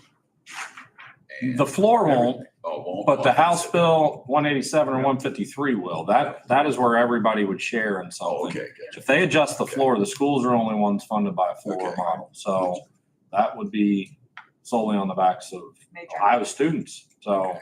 we'll see. And the other thing is, House Bill 263's got to pass. Yeah. Because that's what failed our levy the last time, Yes. right? I regardless of levy, I think, yeah, senior citizens need a break in today's economy. There's no doubt about it. I do think that it. That's long We overdue need that to support. pass the We do. It would be Yes. nice to have that. Good luck explaining it when it happens if they do it, but. So, which brings us to, I'm gonna go back to the first part. Our need has not changed. Phase one is needed. Tonight, we begin the process with 2 resolutions. We've talked about, those are in Todd's section, is essentially, this doesn't mean we're putting the bond issue on the ballot yet. This begins the process for the urgent necessity and then for the county auditor to start to set our millage rates. So we've got 2 resolutions on that you guys will take a vote on here in a minute. But do you guys have any questions? And then obviously the next steps after that we'll go through. But do you guys have any questions or need additional information or think that we need to add anything to our? We were jumping in. We were interrupting. I was interrupting you guys. You're good. Back to Good it. conversation. Yeah.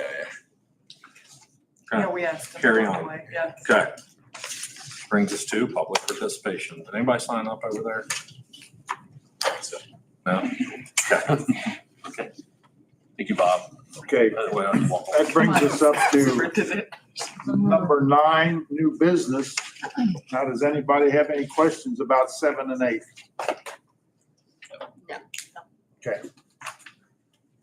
So do I have a motion to approve 9B, 1 through 8? So moved. Second. Mr. Schenker, you call the roll?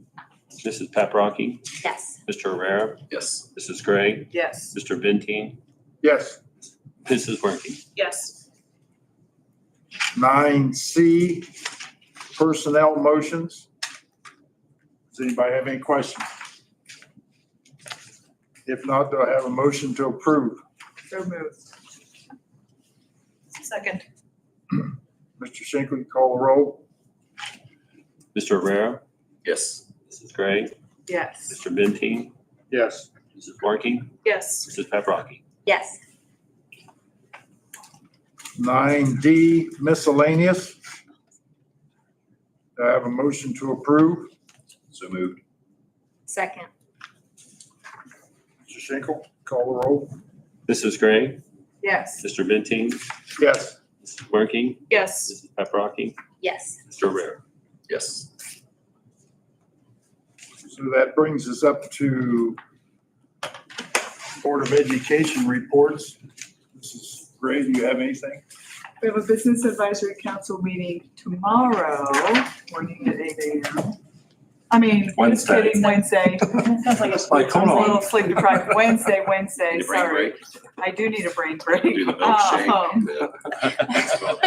Yeah, Wednesday, October 11th at 8 a.m. Also, just to put it out there, if you're ever interested in getting involved and you have a local business or you're a business person in our community, contact Pat Dubs or get a hold of our superintendent. He'll put you in contact with Pat. And then our PR committee is finalizing plans on the Senior Citizens Dinner on Thursday, October 19th, 5:30 p.m. at GMS. So invite all of your fellow senior citizen friends. Mr. Rare? And you stole my senior citizen. Oh, sorry. We're both on that committee. Yeah, but you're there as a resident, right? I'm there as a board member. No, I'm there as a board member. Are we both as board members? Yeah. Oh, okay. Got 2 on the Sorry. committee, yeah. I have other stuff. Okay. This Thursday, Southwest Fall Conference, Laurel Oaks. I think Lisa, John, you going as well? Okay.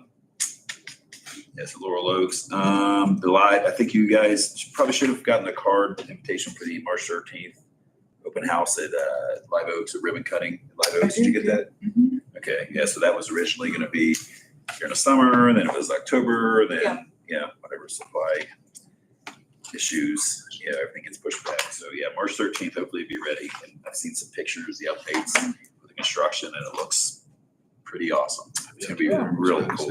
Exciting. Yeah, it'd be cool if they get a lot of alumni from Live Oaks back and go through too. That would be neat. I was talking to a couple of alumni today, as a matter of fact, about it. Your sister Yep. and your niece. Huh.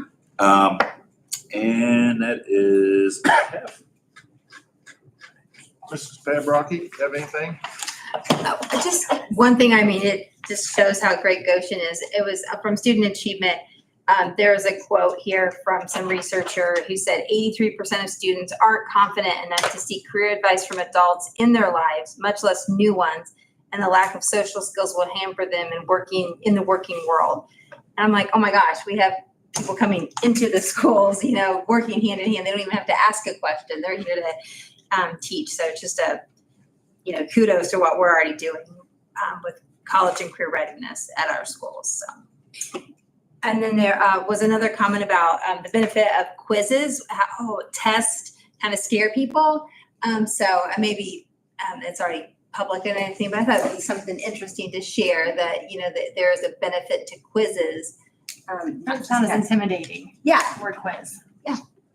So Melissa, I know you're new to that. You're the only one who gets that. Okay. So sometimes you'll need to forward it on to them if you Okay, so yeah. think it's something they want to dive into. Yeah, I thought that was neat. Ms. That's it. Forte? So I'm sure all of us have heard news from the township regarding the firehouse. So that they've decided to build a new one. And then from Spalding, Breakfast with a Buddy is coming up at the end of the month. I believe it's that last week of October is quite busy, folks. It's the 27th, so I know they're going to be reaching out for volunteers. So if any of you have Friday mornings available, that would be great. And then just a plug for Trunk or Treat for the school district on the 25th. If someone's interested, who should they get in contact with? Stephanie Rolke with Okay. PTO. Someone asked me, that's what I said. So it's GoshenWarriorsPTO@gmail.com. Yeah, okay. And if they're interested, just make sure that they have enough candy for 700. Oh, What time is that? It is 6:30 to 7:30, I believe. what time was the lineup gonna start? 5? The lineup will start about 3. Okay. No, I mean, yeah, so last year I know Spalding's cafeteria department had, they brought 600 packages of goldfish crackers to give out, and they went through all 600. So, and they had to kind of run in and replenish a little bit, so that's why they're recommending be prepared for 700. And if it's supposed to rain on Halloween, double that. Oh, yes. So, yeah, It's always a great event though. it's absolutely wonderful. And it's just the amount of community that comes out and helps to host trunks and everything is just, it's great. Last year, I think there were 33 trunks. So, yeah. Brings us up to the superintendent's report. All right. I'm going to take 5 minutes and just go through. We gave the first community feedback survey. And I say 5 minutes, I'm going to try. I think we had a great response rate, 355 people about, if you look at our student body population, that's 10%. I think it's good to look at it. 76% of the respondents were parents, which I think was positive. And I'll break it down a little bit more here in a second. But I think the key takeaways, as I looked through this, there was 2 open-ended questions. And I think these were the takeaways were from sense of community and family, caring and supportive teachers and staff, strong leadership and involvement, academic support and opportunities for students, focus on college and career readiness, community involvement and engagement, communication with parents and family, small town feel with big school opportunities, expanding building space to accommodate the growing number of students, and a variety of extracurricular activities and programs. Those were the key takeaways out of those open-ended. And I'll kind of go through that a little bit more. That is very small. But what I wanted you to see there, it was 270 parents, 74 staff. The crazy thing on it was, and maybe it's crazy to me, it was split between buildings, but the high school had the highest participation rate, which normally high school parents they fall off a little bit, right? But somehow we pushed that out right at the high school level. But There are 4 grade levels. Yeah, point that I out. know. Do the statistics, I know.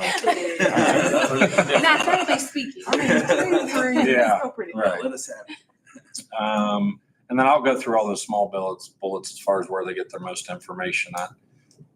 And we did find out that 109 people had downloaded the app and 147 had not. So hopefully we got 147 more app people. In your opinion, how effective is Goshen Local Schools at preparing students to achieve academically?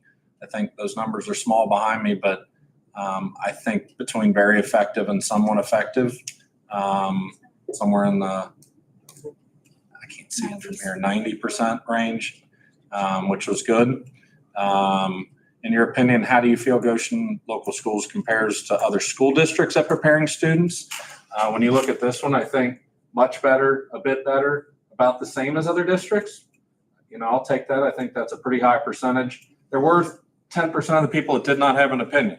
So when I see that no opinion, I really have to look at that and say probably more Cook parents that don't know yet. I mean, they just don't know what's out there for their kids at that age as to what we do at the upper levels. 71% though, a bit Yes. better than other and above. Yep. I think that's powerful. How effective is Goshen Local Schools at preparing students for college and career paths? Again, this no opinion one, 67 people. I have to attribute that to lower level, just elementary parents that aren't reading Where To Wednesdays yet, or reading the update from Pat as he sends that out about what we're doing at college and career, and probably haven't really started to talk about those things. So I would hope to see those numbers continue to rise. Can I ask, Mhm. can you dive into that with this survey? Like, I can, as far as who answered it, I can, yes. yeah, we should do that, just to make sure that it isn't Right, high school yes, parents. saying correct. that. Yep. Right there. Because I forgot to look at that. I had looked at a couple of these. Do you agree that there's a culture of high expectations within Goshen School District? Definitely agree, somewhat agree. Fairly high there. And then, 10% there that said somewhat disagree. So, I think that's something that we'll look at with our buildings and with our department leaders and grade level leaders. And, where are we missing on a little bit of making sure high expectations are out there? But I think, Well, it'd be great if those people felt that way, then they come and ask questions. Yeah, right. And not just be okay with that, It would be neat if you can build these, that if they put somewhat disagree or definitely disagree, that they can't Why? just note something. Right. I mean, wouldn't it be so Yeah. beneficial to know if there's if there's something that's trending or, a consistent message there that is a low-hanging fruit that we can address? I agree. Why not? There's like that happy medium of how Yeah. much do you ask? But I and mean, how much they will respond. But I agree. 83%. Yeah. To say somewhat agree Yeah. and definitely agree, Yep. so. I think it's still pretty high. We tried to, if you ask these questions as I worked with Thought Exchange on doing this, you could build these into this type of question where it really gave you a little bit more data on it. Do you feel that the building and district leadership is accessible and open to feedback? I think always, often, sometimes I'll take that. I mean, I think that we're giving feedback, from a district leadership or building level, even if there's sometimes in there, if they're reaching out, we're getting back with them. So it's something we definitely take a look at. Are you confident in the district's direction underneath the new leadership? I was really okay with 23 people say, no, there was a change. I'm good with that. So we're just being consistent and moving along. But from that side, neutral or no opinion, we got to win those people over just, from the whole district level, which is fine. I mean, they weren't saying no, not at all. I did look at the 9 no. I did look at this one because I got a little, and it was not teachers. I said no, so I had my work cut out for me on 9 already. Do you feel that Goshen Local School District communicates effectively with parents? I thought this was a pretty high, always, often. Not often. I don't. This is the piece to me, and the no opinion piece, but the not often. I got to figure out. I just think there's a population of folks that social media, email, newsletters aren't going to get it done. But the hard mail doesn't make it home, and the only way we do that is mailboxes. So there's that, how do you communicate with that piece of the population that's not communicating in the manners that we're putting it And if out they get there? back with you and say, hey, I don't do social media, I don't do email, I mean, then at least it's okay, then let's. Which there's a question in here about how we do it. I just don't, you take guesses at what that not Right. often is. I just don't, I guess it makes you just, But if they want you to communicate with them, maybe they can tell you, Yes. hey, Right. good, put them on a mailing list for good old email. I That's mean, like a good if old they snail could- mail, Yep. whatever, yeah. That's like if they could comment. The thing about that too is I always think I am on email every day of my life Mhm. for my own profession. So email is embedded into my life. Honestly, 7 emails that I monitor is embedded into my life. But if you're not in a profession that is on email every day, like I have one email that's literally just junk. And if I didn't use email in my profession and that was just my email, I would never ever, because everything you sign up for, right? And my old email is literally just junk. So if someone sends it to my Right. old email, I'm like, oh, I did not see that because it's like 20,000 deep that I don't even check, right? But that's part of my everyday process is to follow up on emails. Where if that's not your profession, you may Right. never check your email. Right. Right? That is that, and like as a high school parent, one of I think the best ways that we communicate is Principal Walker's weekly like newsletter thing. But if you're not on email, I don't know how you're getting it. Yeah. She's texting a link now, Oh, so. is she? Oh, I better make sure I'm on She's that. trying that, I and was- I think, and then Facebook and Maybe I did. Twitter and Instagram. I mean, there's links, but it's intriguing to figure out where we miss. And I think that's just communication always as we're looking at it. How do we effectively get our message out there in as many platforms as we can, but not be nauseating? Well, Day and age where we're over I think- communicating. Yes. We mentioned it last meeting, I think was the Oh. notifications from the app.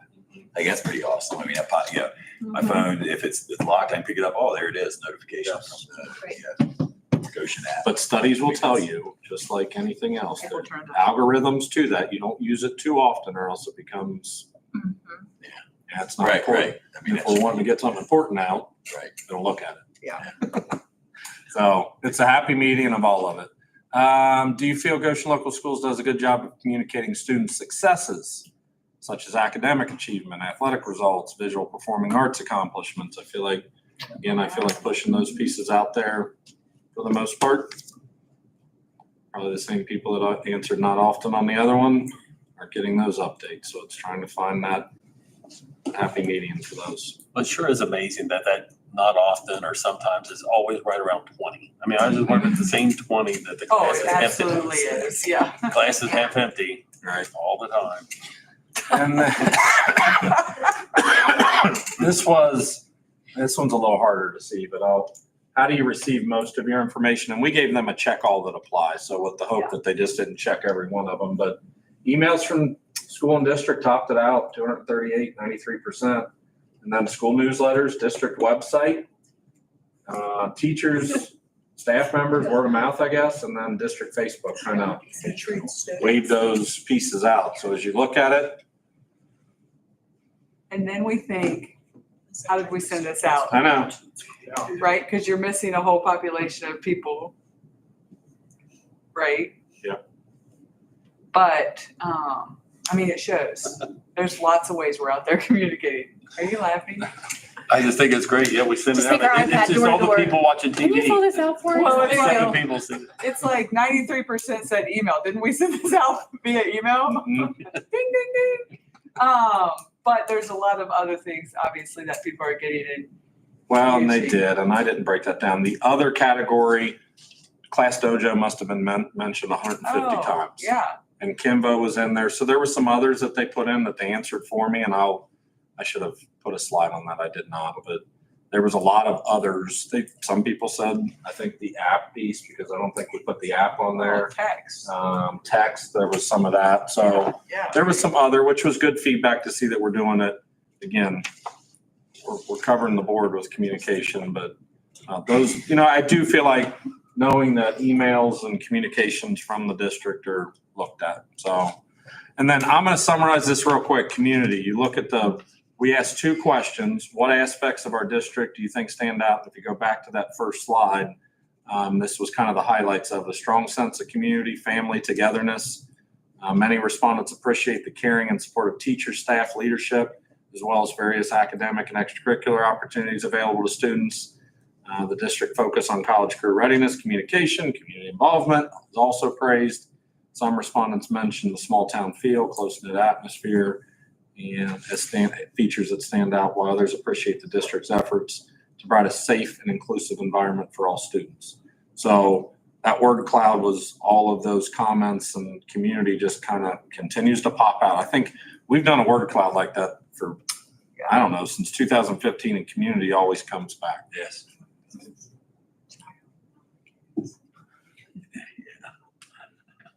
And then where can we improve over the next 5 to 10 years? A lot of good responses, but the responses we got suggested various areas for improvement in the school district, including expanding facilities to accommodate growing student populations, addressing bullying, offering more opportunities for students in academics, sports, and extracurriculars. Other suggestions include focusing on college career readiness, improving communication with parents, and addressing issues related to traffic and infrastructure. Again, this was just that open-ended, and this was kind of the generation of this. And then additionally, some respondents expressed concerns about testing and the need for more real-world skills education. And overall, the feedback highlights the need for a comprehensive approach to address the growing needs of the school facilities. So gifted is really, really tiny there, so that's good, Teresa, right? Huh? Yeah, that's true. Yeah. Where's that? Oh, we mentioned Very tiny. Under facilities. facilities. Yeah, so I mean, that's, So, I mean, I think overall, again, we break this down, central office and then with our principals, and this won't be the last survey. It is the first of the year, but we'll follow up with some more as we kind of go through the year and build on this series a little bit. But it's always good to get feedback from our parents, especially early on. But I feel like we've had a great start to the school year, and this kind of helps us understand that. You know, and that one said the need for more real world skills education. I forgot to mention about the thing. We were talking about the CAT program, which you were talking about, and then also the program the other night that was up here for businesses to connect with their kids. I mean, there are opportunities now. I feel like we're 2 months into the school year, and there's been more happen with that in 2 months than happened for the last 2 years. So I think people start to see it. That's what I think. We're like on the cutting edge of like starting to build that in, like the whole drywall thing and, you know, everything that we've been talking about tonight. I'm always like, consistently think of like the number of college students who come and they don't even know what a check is, right? Like that kind of stuff, making sure we're building that kind of stuff. And even like you said, the drywall thing, and I'm like, we should be teaching kids how to change tires, right? Like those are like life skills that I think are so important when you leave high school, that maybe it's not our job, but I don't know, as a community, maybe it is. Probably 50% of what we teach isn't really our job. Right. In the sense of sometimes we have to teach things that kids just need to know. Yeah. And what's really cool is we have educators who want to teach that, right? And so in like our elective type classes, I think there's people out there doing. Well, and I will say Friday's PD at the high school is our first step to really talking to teachers about this, because we've heard it, but you've got to be able to get teachers a little bit on board with this, because you're pulling kids out of some different things to go see different, they need to understand the why. We get in our 4 walls of education, and it's get 5 stars. Right. Let's get the academic pieces, let's get kids graduated, let's get opportunities.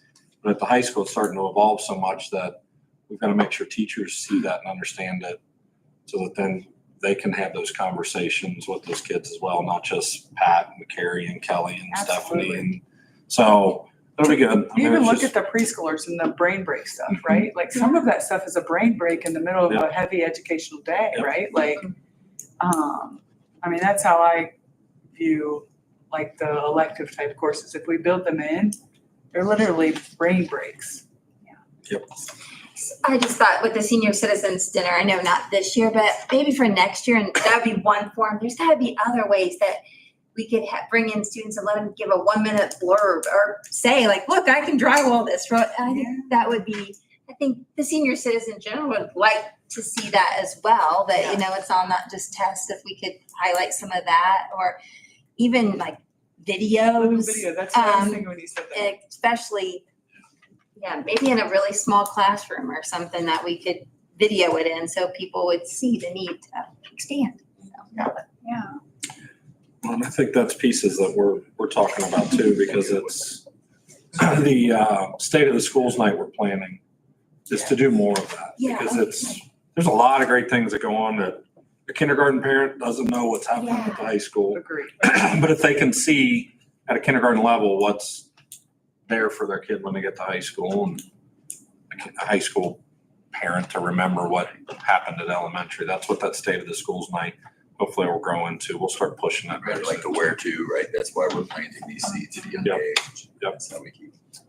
We just gotta get people there. Yeah.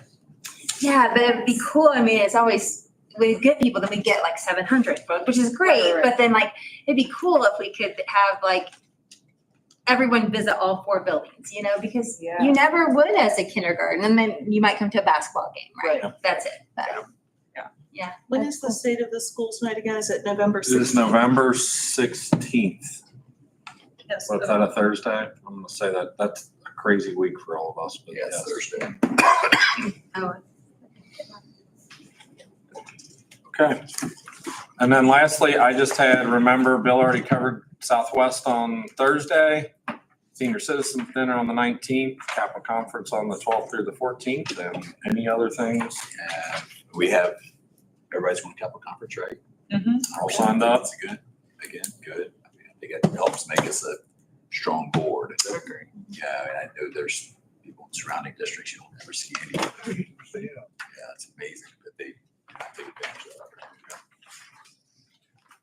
All right. Anybody have anything else? Nope. So it is 9 minutes till 9. Have a motion to adjourn. so moved. Second. I'm gonna pass Motion it to down. adjourn, or meeting's adjourned. Can you guys sign that on your name?